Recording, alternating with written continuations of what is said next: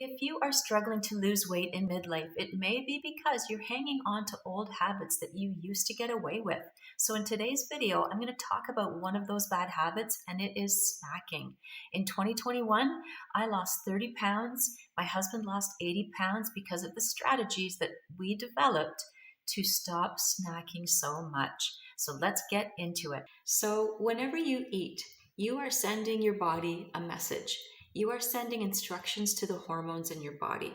So if you are having an afternoon snack and you're having a snack before bed, you're telling your body that the calories that it is consuming are going to end up being stored as fat.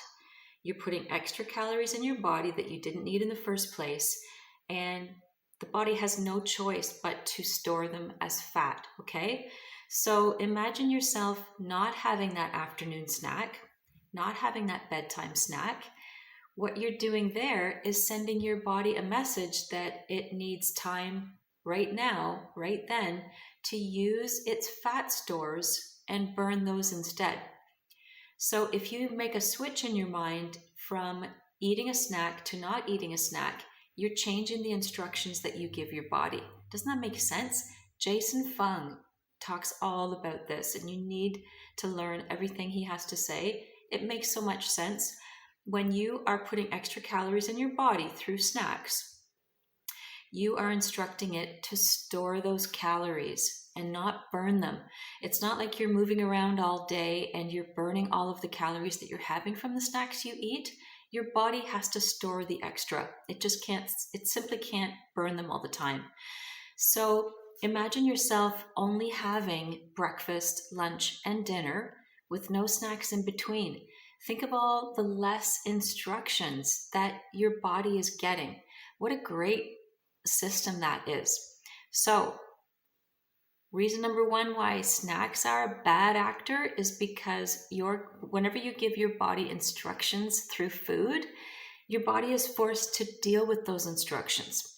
Now, another reason why snacks are a bad habit is because of the types of snacks that we end up reaching for throughout the day. I'm talking carby, sugary, high fat laden, the wrong kind of fat, high preservatives, okay? So you think about the types of snacks that you're going to eat on a regular basis. When you open your pantry, it's generally going to be crackers, cookies, muffins, cupcakes, the staff room table donut. It's going to be something that isn't a whole food. Okay, so you're in your car, you're driving somewhere, you're super hungry. You don't bring a plate of scrambled eggs with you. You don't bring a steak with you. You don't bring a chicken breast with you.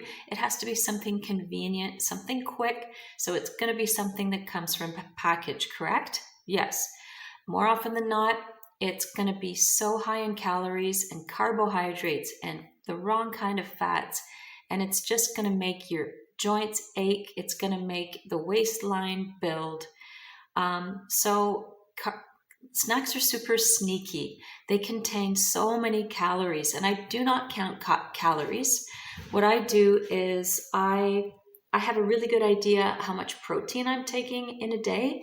I have a really good idea how many carbs I'm wanting to have in a day. So if I were to give you an action step, it would be for these sneaky carbs that are in our snacks, I need you to become more knowledgeable as to how many carbs you're actually consuming. Carbs, calories, sugars, it all adds up to extras that your body now has to deal with, right? So myself, I would say it's like a low carb diet. It's probably around 100 grams every day-ish. Sometimes it's higher, sometimes it's lower. And how do I know this? It's because I've done the research in how many carbs are in the favorite foods that I eat on a regular basis. So if I'm wanting to keep my carbs under 100 grams or around 100 grams, which is considered low carb, even 150 grams is considered by some people as low carb. The keto community says, are you kidding me? No. Low carb or keto is 50 grams or even less than that in a day. So how do I know that I'm keeping my grams under 100 grams a day? Well, I use a keto app, and not to track all my macros, which I did used to do. I tracked my protein, I tracked my fats, I tracked my carbs. Why? Because I needed to get started on the right foot, right? I couldn't guess my way through this, and you probably won't be able to guess your way through this either. Um, so knowing how many carb grams are in the foods that I like really, really helped me. For example, if I were to eat an apple, and apples are great, apples are a whole food. They're much better than reaching for a ding dong or a cupcake or a donut or that sleeve of crackers that's tempting you from the pantry right now.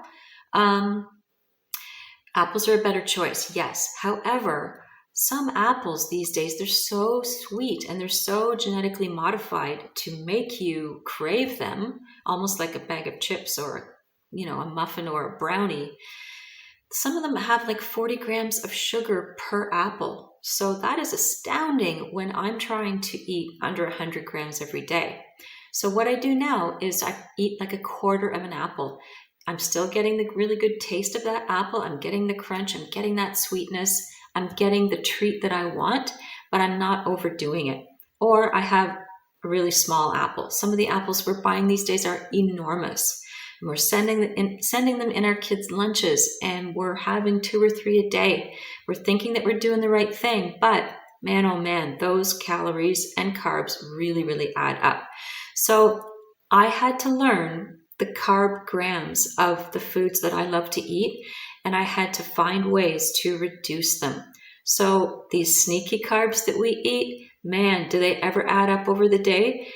And my action step for you also would be to start journaling the foods that you eat, the foods that you know that you kind of can't live without, or at first at least, you think you still need. That's fine. But I would look them up and I would write down how many carbs are actually in them. And you'll be amazed at how the carbs really add up throughout the day. Just letting you know, I've been really successful with having a keto style lunch, and then my dinner is more open with carb options. Okay, so for lunch, it's heavy on the protein. Yep, there's some healthy fats in there. There's some veggies that don't make the carb count go up, and there's maybe that quarter of an apple, or there's like 1/3 of a cup of blueberries or whatever. I get that sweet, I get that crunch, but I'm not overdoing it. So I would highly suggest that for you as well. One final note about snacks is that they're not necessary. So what I do is I eat 2 meals a day, sometimes 3, but generally we eat lunch. We break our fast around 11 or 12. We have a keto style lunch, like I said, no snack at all during the afternoon, and then a really good dinner with protein and a salad and vegetables, and yes, maybe a little pasta or potatoes or rice. Like I said, I can have a little more at dinner because I did not have many carbs at all during lunchtime. I generally try to keep my carbs under about 15 grams during lunch. So if I'm going to eat around 100 a day, and I don't count these religiously, but like I said, I did do the research to know what's comfortable for me and what actually moves that needle. Literally, what did I do that moved that needle on the scale in a downward direction? What was it that made my pants feel better? My clothes in general feel better. I look in the mirror and I think, yeah, this is actually working. So snacks are not necessary. No snack in the night, no snack before bed, no bowl of popcorn, no bowl of chips while we're having our favorite Netflix shows. And how can you do this? It's through habit, it's through commitment, it's through making sure that the meals you're eating are full of protein and satiate you. Your meals are full of protein, they're satiating, they are full of more whole foods than packaged foods. And within a week, I would say that you'll be quite used to being so full during your meal times that you are not even reaching for anything in the cupboard or the fridge or the freezer. I really hope this information has been very helpful for you today.